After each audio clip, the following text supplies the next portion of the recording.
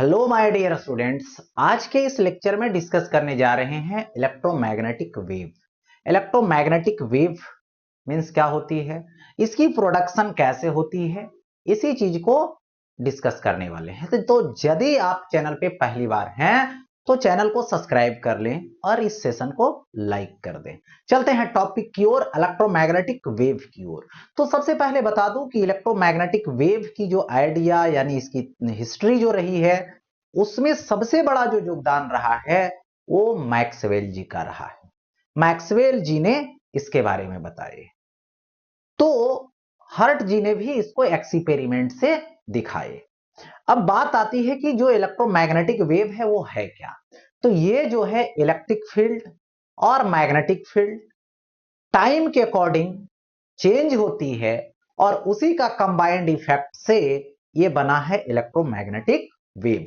क्योंकि वेव का मतलब ही होता है डिस्टरबेंस, तो यहां डिस्टरबेंस किसका होने वाला है, तो इलेक्ट्रिक फील्ड और मैग्नेटिक फील्ड का, और उसी से फिर एनर्जी मोमेंटम ट्रांसफर होने वाली है, यानी ट्रांसफर होती है, तो उसी को बोला गया इलेक्ट्रोमैग्नेटिक वेव। इसकी जो नेचर होती है वो ट्रांसवर्स होती है।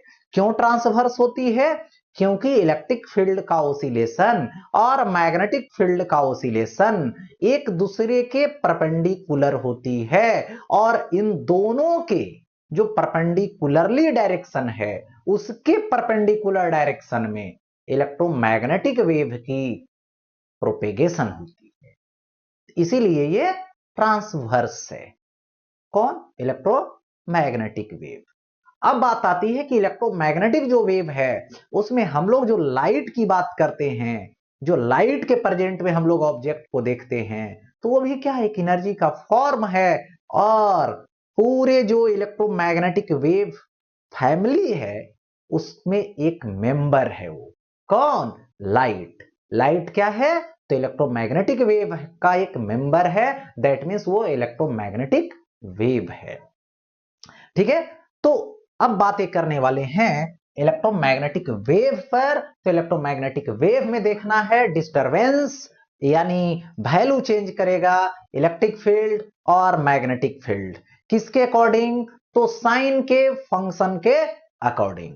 तो साइन के फंक्शन के अकॉर्डिंग जब चेंज होगा तो यहां पर देखिए, ये जो इलेक्ट्रिक फील्ड होगी उसकी इक्वेशन होगी, यानी इक्वेशन जो है वो किस लिए है, इलेक्ट्रिक फील्ड के वेरिएबल वैल्यू को रिप्रेजेंट करने के।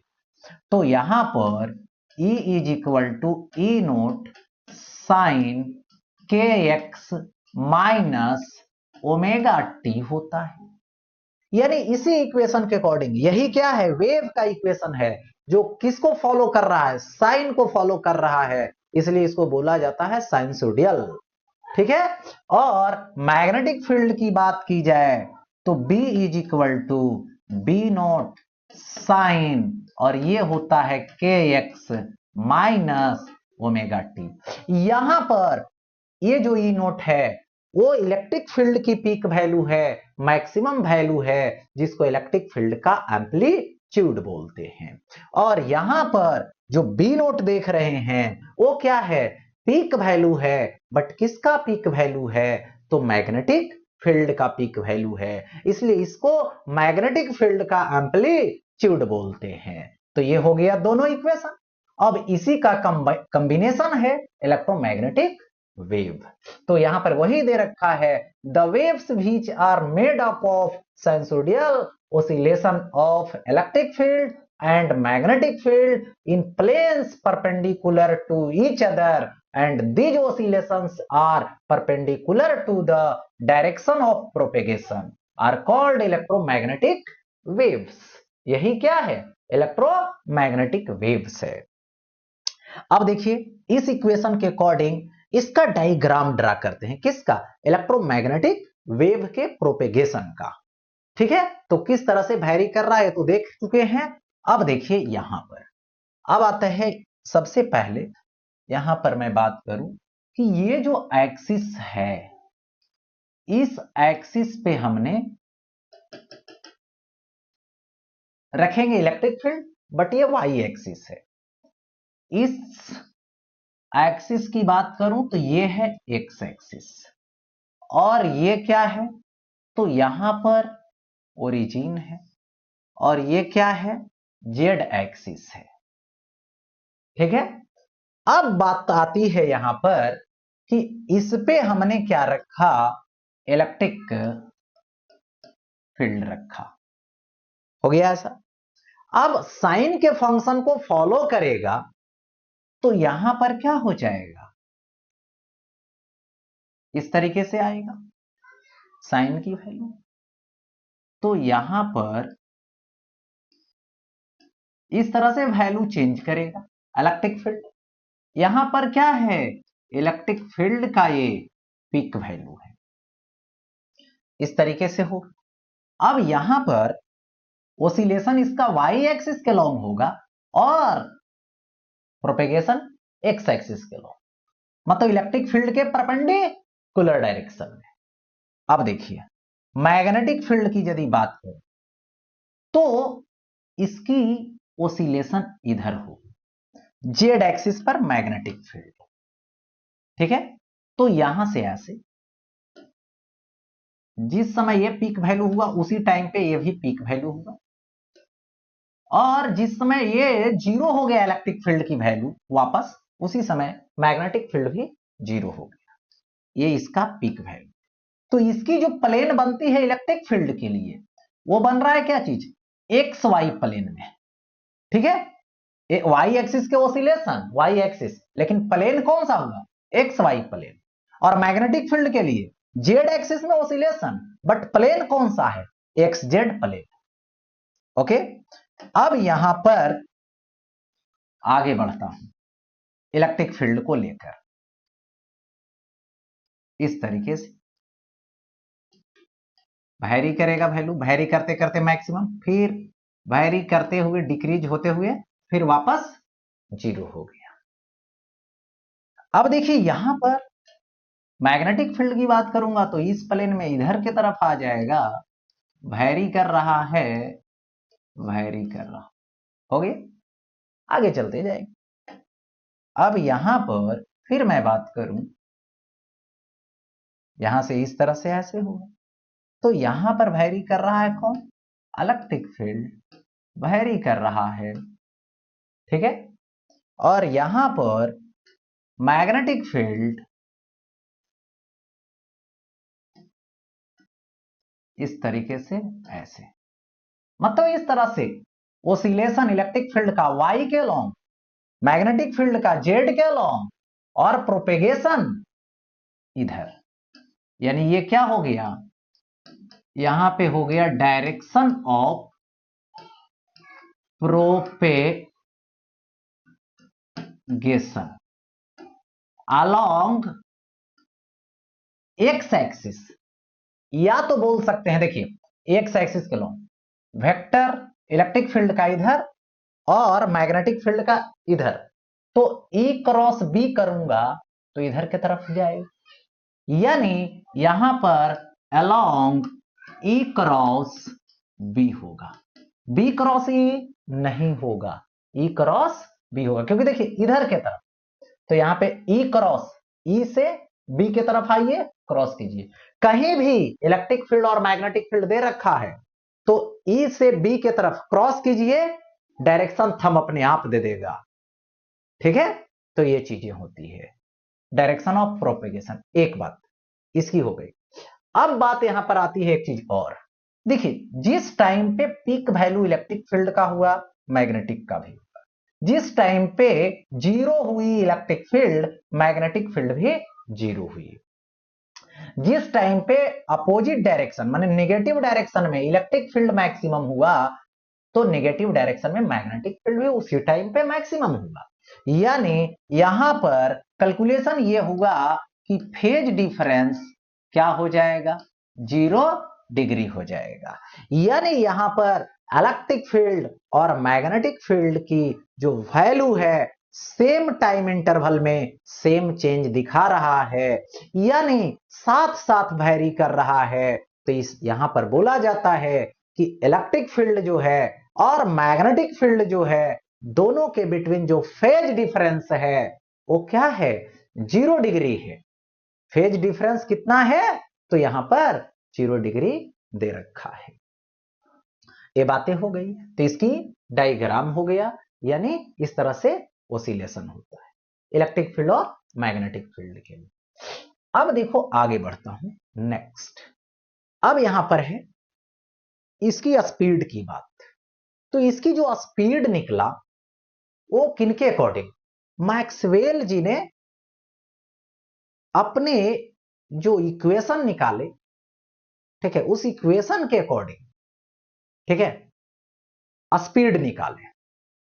और उसमें किसी भी टाइम पे, किसी भी इंस्टेंट पे जो इलेक्ट्रिक फील्ड और मैग्नेटिक फील्ड की जो वैल्यू है, उसकी जो रेशियो होगी वही इसके स्पीड के इक्वल होगा। यानी बोल सकते हैं यहां पर according to Maxwell the ratio of the electric field and magnetic field at any time any point is equal to the speed of the electromagnetic wave. यानी यहां पर इलेक्ट्रोमैग्नेटिक जो वेव है, तो लाइट भी इलेक्ट्रोमैग्नेटिक वेव है, तो light की जो स्पीड होती है उसको c से रिप्रेजेंट करते हैं, तो इसकी भी स्पीड यहां पर c से रिप्रेजेंट करते हैं वैक्यूम। तो c इज इक्वल टू क्या होगा, रेशियो होगा किसका, इलेक्ट्रिक फील्ड किस पर है, वाई एक्सिस पे, बाई मैग्नेटिक फील्ड, सॉरी यहां पर मैग्नेटिक फील्ड किस पर है, तो यहां पे जेड एक्सिस पे। तो ये क्या हो गया, ई वाई बाई बीजेड हो गया। अब देखो यहां पे c इज इक्वल टू क्या लिखोगे, यहां पर ये हो जाएगा पीक वैल्यू के टर्म में ई नोट, और बाई ये हो जाएगा बी नोट हो जाएगा, तो ई नोट बाई बी नोट।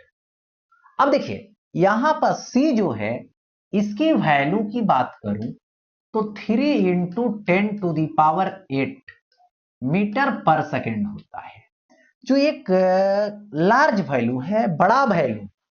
तो ये बड़ा वैल्यू कब होगा, जब ये वैल्यू बी नोट जो है वो छोटा होगा, क्योंकि डिनोमिनेटर छोटा रहेगा तभी ना जो है से रिजल्ट बड़ा आएगा।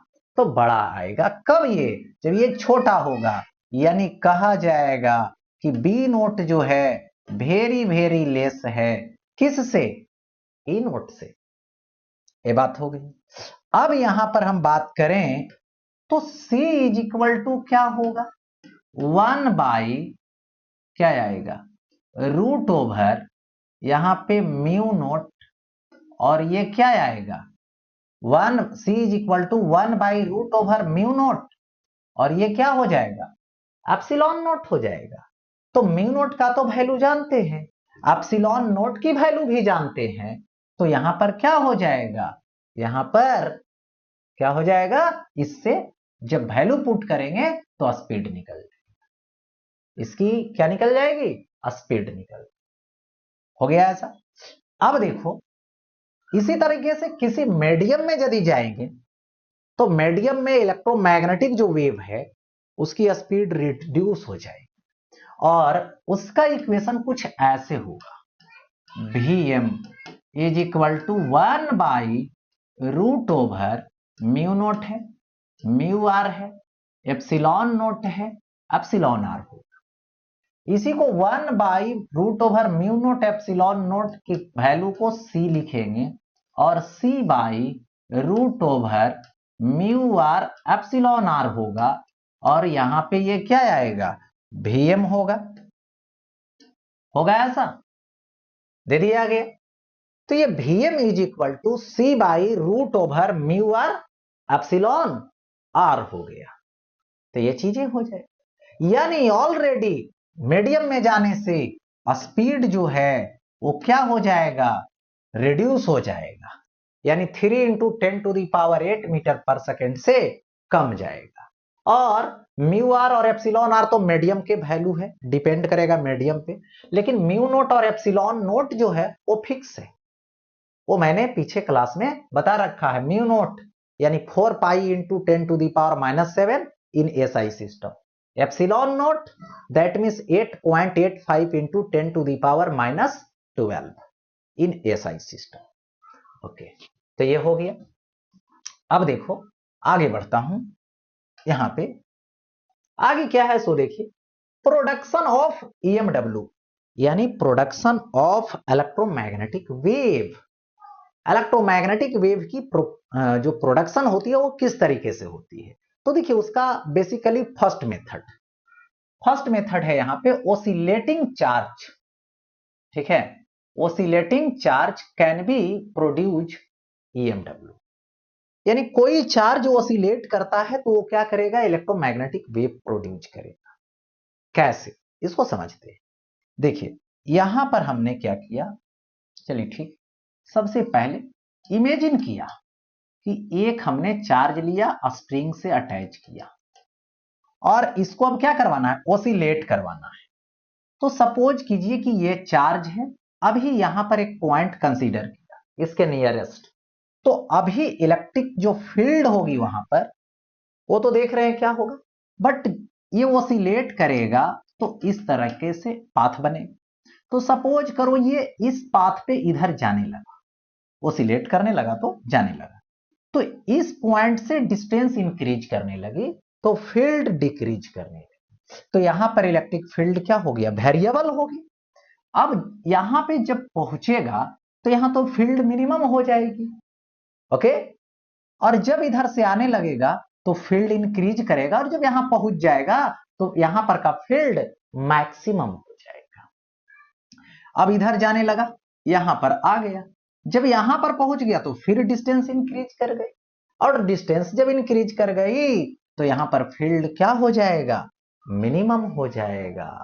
अब बात समझ में आया यहां पे कि फील्ड फिर रिड्यूस हो गए, यानी इंक्रीज करता है पॉइंट पर फील्ड और डिक्रीज करता है कौन, इलेक्ट्रिक फील्ड। तो मैक्सवेल जी के अकॉर्डिंग क्या होता है कि इलेक्ट्रिक फील्ड वेरी कर रहा है, मतलब वहां पर वेरिएबल मैग्नेटिक फील्ड प्रोड्यूस हो रहा है साथ। तो जब साथ में इलेक्ट्रिक फील्ड वैरी करने से साथ में मैग्नेटिक फील्ड वैरी कर रहा है वहां प्रोड्यूस होकर, इसका मतलब दोनों का कंबाइंड डिस्टरबेंस है। और कंबाइंड डिस्टरबेंस जो होती है, यानी जो वेरिएबल होती है इलेक्ट्रिक फील्ड या मैग्नेटिक फील्ड, तो एनर्जी का फ्लो होता है, एनर्जी ट्रांसफर होती है, और वही एनर्जी जो ट्रांसफर हो रही है तो सभी को मिलाकर इलेक्ट्रोमैग्नेटिक वेव बोला जाता है। यानी यहां पर क्या होगा, इसके ओसिलेशन से यहां पर इलेक्ट्रोमैग्नेटिक वेव की प्रोडक्शन होगी। अच्छा ये तो हो गया, अब आगे चलते हैं। एक्सेलरेटेड चार्ज है, दो बार आ गया है, accelerated charge can be produce EMW. ठीक है, यानी एक्सेलरेटेड दैट मीन्स देखो यहां पे हमने चार्ज ले रखा है और इसको एक्सेलरेट करवाया, मतलब इसकी स्पीड को इंक्रीज करवाया।